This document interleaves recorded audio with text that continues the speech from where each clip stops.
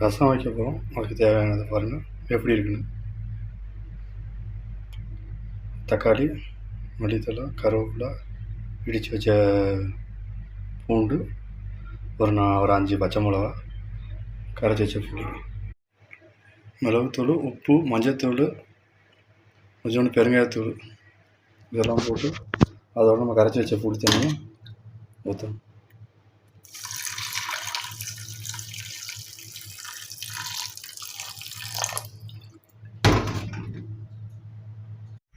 சூப்பரான ரசம் ரெடி. அருமையான சூப்பரான ரசம் ரெடி. அஸ்ஸலாமு அலைக்கும். எல்லா புகழும் இறைவனுக்கு. நான் என்ன பண்ண போகிறேன்னா ரசம் வைக்கிறேன். இந்த மாதிரி செஞ்சு பாருங்கள்.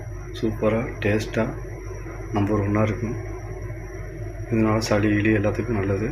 நான் எப்படி செஞ்சேனோ அதை பார்த்து அதே மாதிரி செய்யுங்க. இந்த வீடியோ பார்த்து அதே மாதிரி செய்யுங்க.